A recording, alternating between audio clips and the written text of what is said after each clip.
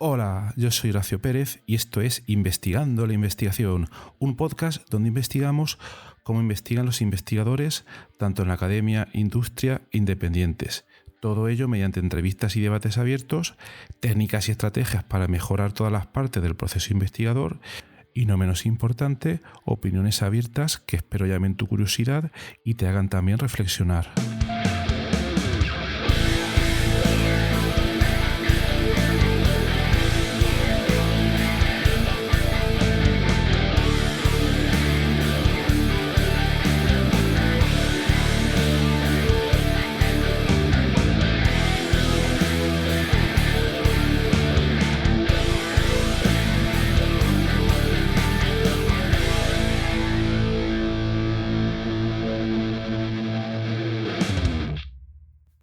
Hola, hoy es 10 de junio de 2022.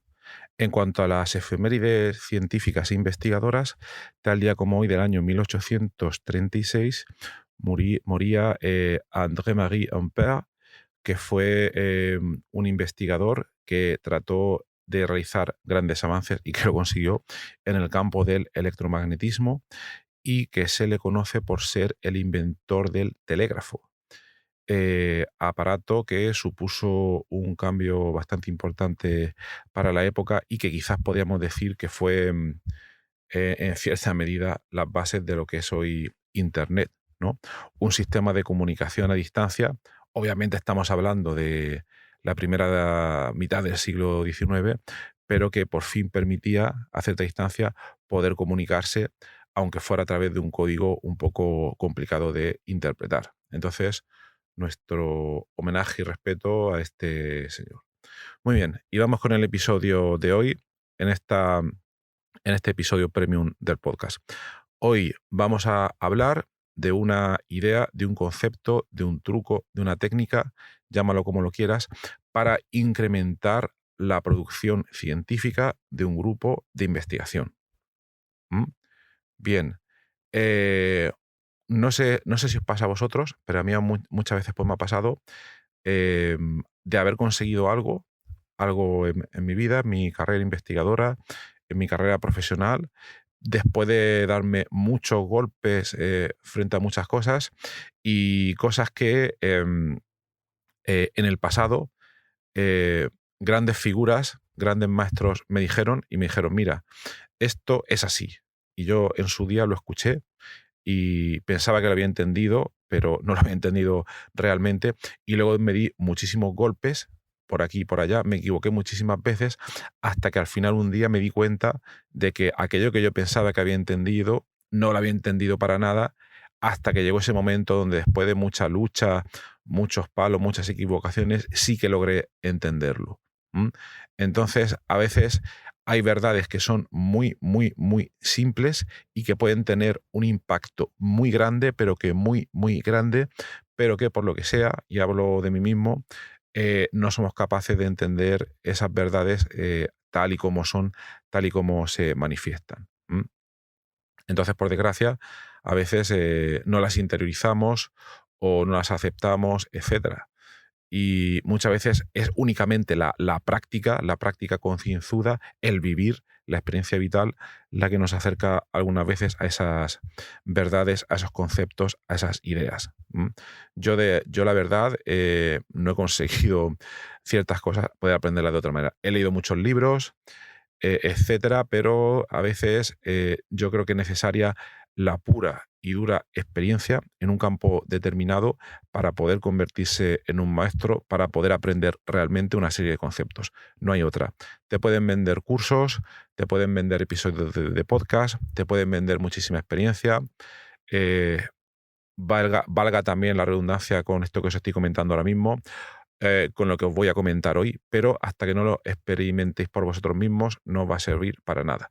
Entonces, bueno, no me quiero extender mucho más en este concepto, pero hoy os quiero transmitir una idea muy simple, y la verdad es que es súper simple, para incrementar de manera drástica la productividad de un grupo de investigación. Y os voy a intentar desarrollar esto primero un poco. Bien, un grupo de investigación podríamos decir que en líneas generales su propósito es desarrollar una investigación en un área determinada, ¿vale? Eso creo que queda más o menos claro.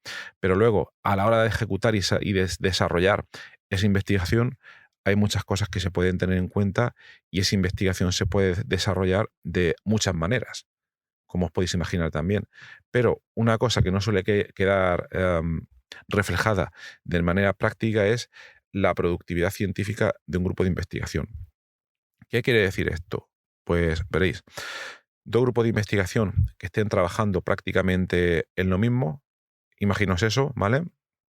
Y entonces uno de los grupos publica un paper cada 5 años, ¿vale? Lo que pasa es que ese paper se publica en revistas muy, muy, muy top, excesivamente top, aunque eso luego podemos comentar otro día, tales como puedan ser Nature y Science, dos de las revistas científicas con mayor índice de impacto ahora mismo, a día de hoy, en fecha de 2022, ¿vale? Entonces, tenemos ese grupo que publica una publicación de índice de impacto súper, súper alto, pero una cada 5 años.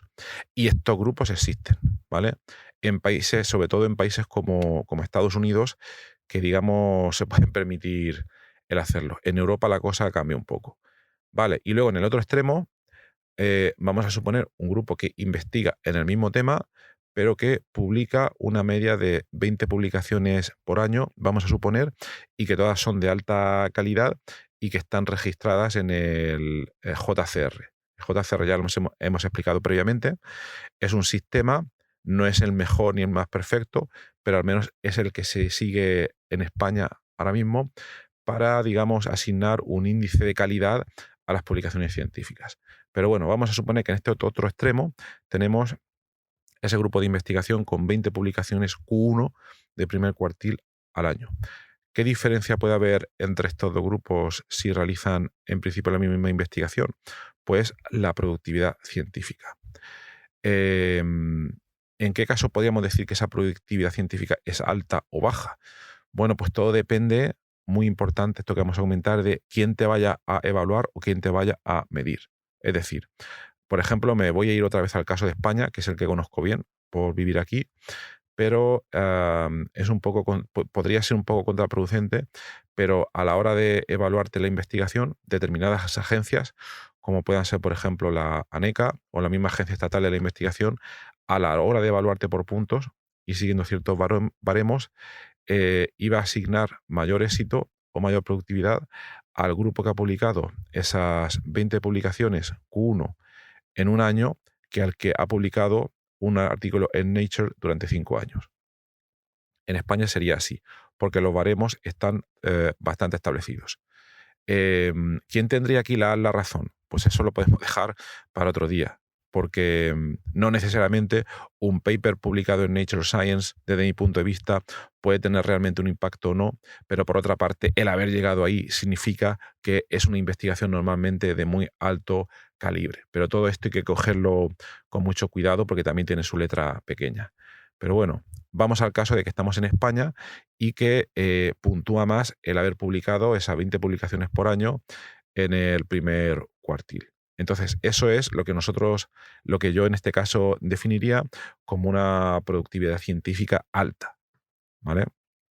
Independientemente del número de citas que vayan a tener luego esos artículos, que es otro aspecto bastante importante, ¿vale? Pero de momento vamos a ceñirlo solo a eso por basarnos en una definición que todos podamos entender.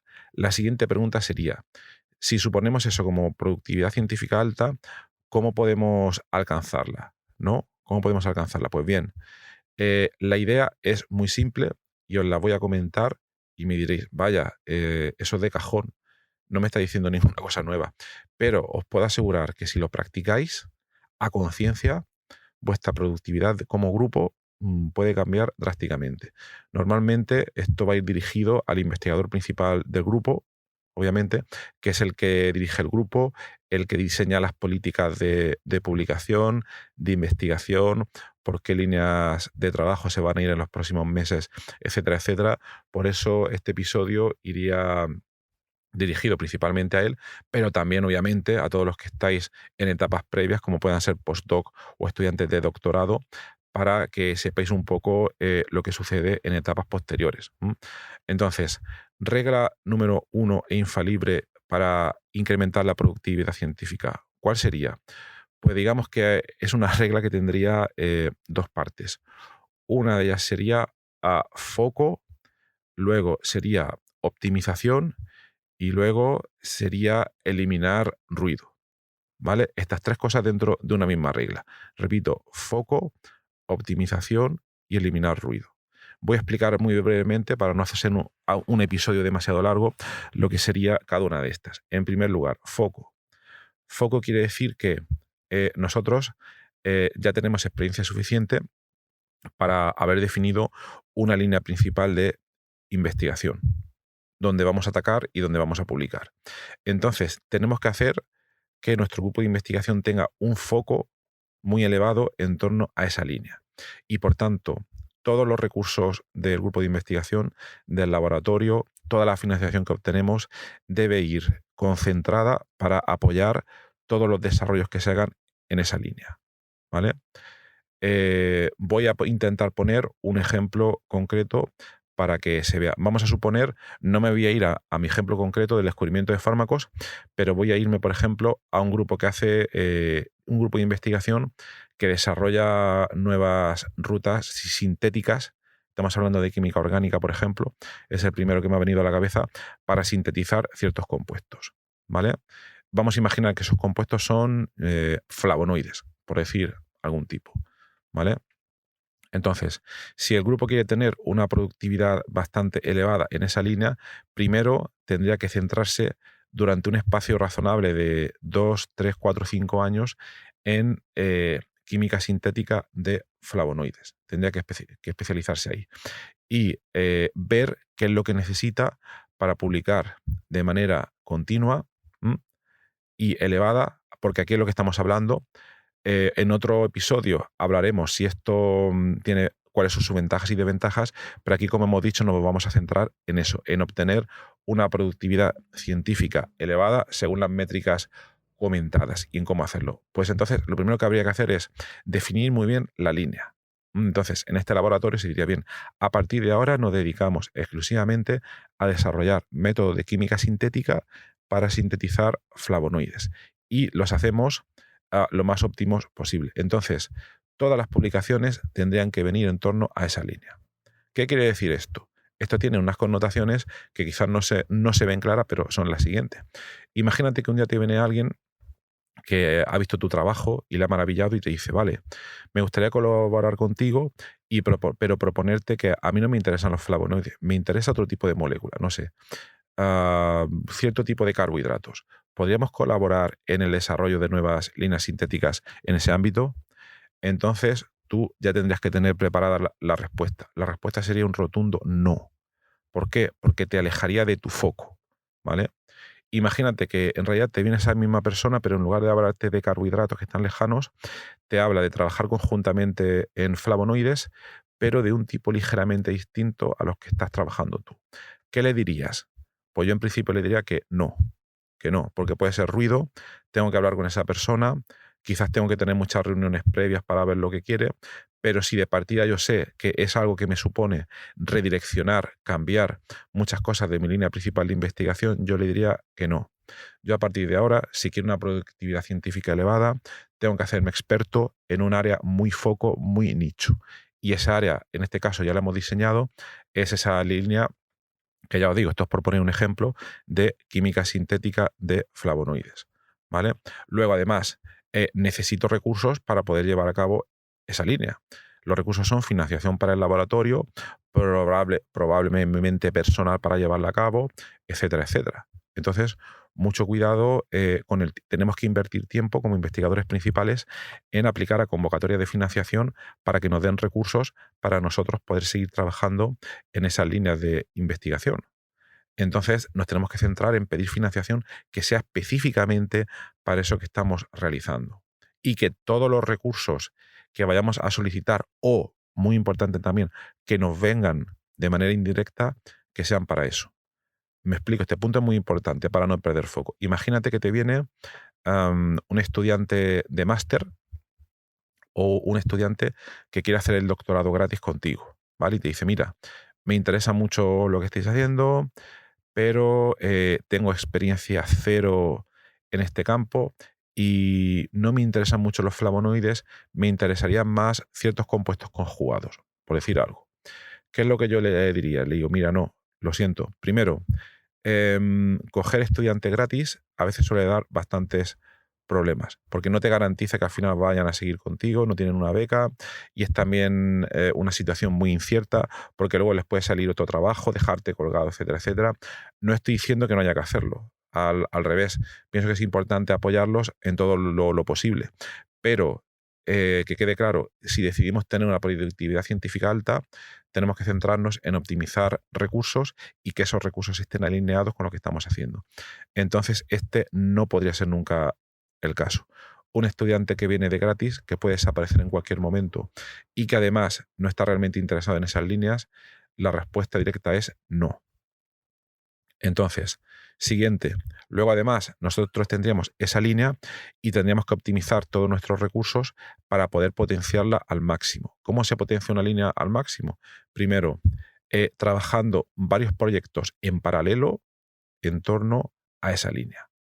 ¿Vale? Es decir, vale, me centro en flavonoides, pero habrá flavonoides tipo A, flavonoides tipo B, C, D, etcétera, para que se vea un poco la idea. Entonces, no me juego todas las cartas a una, no pongo todos los huevos en la misma cesta, sino que voy trabajando varias publicaciones utilizando de manera sabia y concurrente los recursos que tengo para poder publicar al máximo con esos recursos que yo tengo, pero que sean todos en el mismo área. Obviamente no voy a hacer lo mismo 5 veces, pero si mis recursos me permiten explorar varios flavonoides que sean relevantes y puedo hacerlo todo al mismo tiempo, pues debería de hacerlo. Entonces, este proceso es muy importante. El escalado o el crecimiento es importantísimo. El darnos cuenta de cómo podemos maximizar el rendimiento que podemos sacar de esos recursos de investigación para poder trabajar en varios proyectos en paralelo al mismo tiempo. Todo eso va a depender de las manos que tengamos, del personal que tengamos en el grupo, de los recursos asignados y de cómo vamos a ser capaces de gestionarlo. Entonces, si esas tres condiciones se cumplen, principalmente financiación, manos y que luego seamos capaces de dirigir esa orquesta, pues ahí podríamos ser bastante productivos. El cómo hacerlo de manera más clara, no me quiero extender hoy, lo prefiero dejar para otro episodio aparte, pero esas serían en principio el primer punto, el punto del foco, ¿vale? Espero que se haya visto la idea y si no ya sabéis, me escribís con la parte que no haya quedado clara y si os interesa, tenéis ahí el enlace para contactarme y otro día hago un episodio especial con mucho gusto de alguna de las partes o puntos que no hayan quedado aquí claros porque me gustaría que todo esto os sirviera para algo. Os lo digo de verdad, ¿eh? ¿Vale? Luego, el siguiente punto sería, hemos hablado también un poco de la optimización. La optimización es, en realidad, el ver cómo podemos ir metiendo más proyectos, más proyectos en paralelo, pero con los mismos recursos en nuestra línea de investigación, que en este caso sería lo que hemos comentado antes, ir incrementando el número de esas moléculas, de esos flavonoides que podemos ir trabajando. Y el último punto sería el disminuir, digamos, ineficiencia. ¿Cómo se hace esto? Pues lo voy a comentar muy brevemente y el resto lo dejaría para otro capítulo para que no se haga muy largo. Pero, por ejemplo, la manera en que lo hacemos nosotros es una vez al mes exponemos delante de todo el grupo qué es lo que está haciendo cada uno. Y a cada uno de ellos yo les pido que me digan, a ver, de tanto de tu trabajo como del trabajo que estás viendo que están haciendo los demás, me tienes que decir, por favor, y digo me tienes que decir para forzarlos a que lo hagan, un punto positivo que veas del trabajo que están haciendo, algo positivo que veas, porque si varias personas ven la misma cosa positiva, eso querrá decir que tenemos que hacer más de eso y centrarnos ahí. Y también que me digas dónde hay pérdida de tiempo, de recursos, llámalo como quieras, para que esa parte o bien no la quitemos de encima o bien tengamos que corregirla. Pero hay que ser consciente de que en toda organización siempre hay pérdidas de rendimiento por cualquier lado, pérdidas de cualquier tipo, y que ser consciente de ellas y luego ver qué podemos hacer para superar ese problema. Entonces, eso sería simplemente mediante análisis de grupo. Lo comento así porque quería que se viera un poco la idea, pero ya no me quiero extender más porque me está quedando un episodio ya de unos 20 minutos. Entonces, nada más, ¿eh? De verdad, contactadme si queréis que luego amplíe en este vuestro podcast premium estos capítulos, y lo haré encantado, algunos de estos aspectos, porque además me encanta hablarlo y os podré dar ejemplos más detallados, etcétera. Y nada más, que tengáis un maravilloso viernes y hasta luego.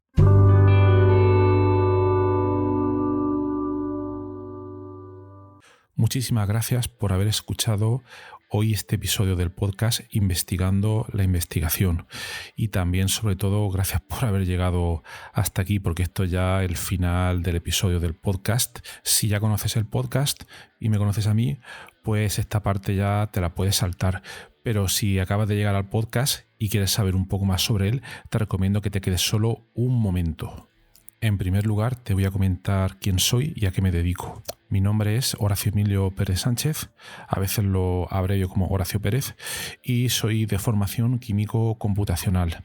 Actualmente estoy contratado en la Universidad Católica de Murcia, UCAM, donde me dedico a tareas de investigación. Soy actualmente el investigador principal del grupo de investigación en bioinformática estructural y computación de altas prestaciones, donde nos dedicamos a desarrollar métodos avanzados de descubrimiento de fármacos, a implementarlos en supercomputadores debido a la gran cantidad de cálculos que estos tienen que realizar, y además proporcionamos acceso a dichos métodos a través de servidores web o a través de otro tipo de herramientas bioinformáticas. Al mismo tiempo, aplicamos dichos métodos a problemas relevantes dentro del descubrimiento de nuevos fármacos, y los compuestos que descubrimos los patentamos y los licenciamos a diversas empresas. También soy docente en diversos grados en la UCAM, como puede ser el grado en farmacia, el grado en ingeniería informática y el grado en medicina.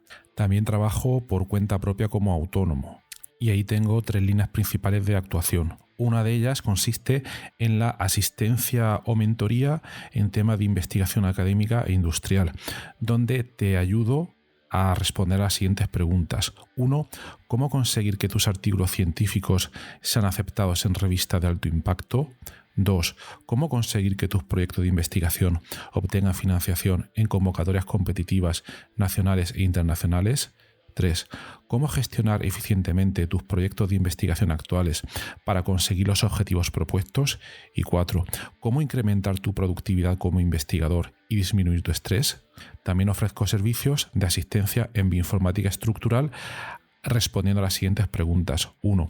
¿Cómo descubrir compuestos bioactivos en diversos contextos, tanto farmacológicos, nutracéuticos o agrícolas, etc.? 2. ¿Cómo proponer y validar modelos moleculares para sistemas biológicos? 3. ¿Cómo acelerar drásticamente la ejecución de cálculos complejos y costosos?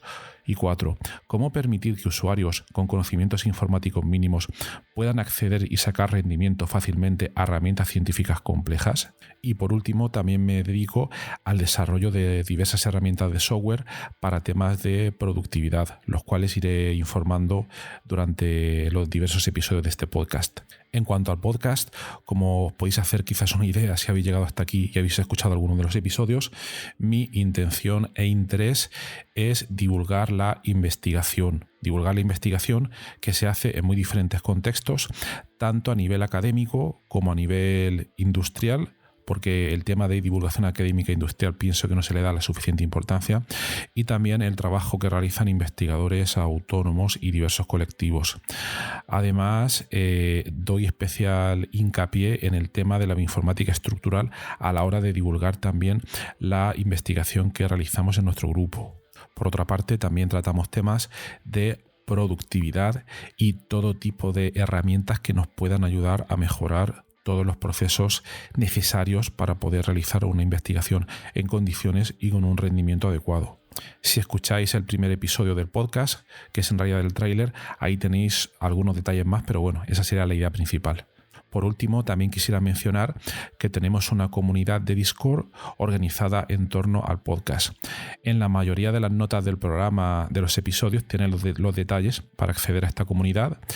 y es muy interesante porque ahora mismo tenemos unos 100 y pico de usuarios, de oyentes que se conectan a la comunidad de Discord, y de ahí surgen diferentes conversaciones. Y por ejemplo, algunos episodios, como digo de memoria, el de ciencia de datos, el de la investigación en ciencia de datos, es uno de los que surgió ahí, pero también ha servido para que oyentes hayan realizado dentro de esta comunidad de Discord nuevos contactos a la hora de exponer intereses similares en temas tanto de investigación como de productividad y de diversos países de habla hispana.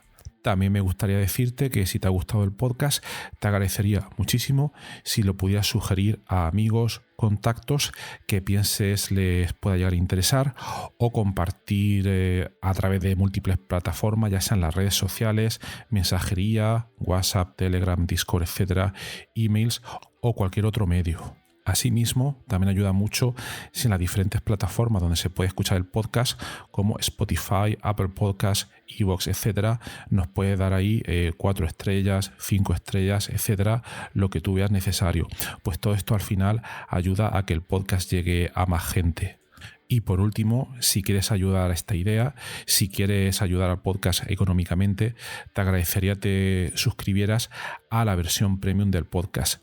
Tienes los detalles en los enlaces de las notas del programa, o puedes ir directamente a Anchor FM/Horacio-PS y ahí tienes todos los detalles. Y bueno, aquí se termina esta outro del podcast, un poco larga, pero me parecía necesaria para todos aquellos que lleguéis por primera vez. Y nada, de verdad, muchísimas gracias por escucharme y espero que os interesen los temas y que todo este contenido pueda ser beneficioso para todos los que lo escucháis. Muchas gracias y hasta otro episodio.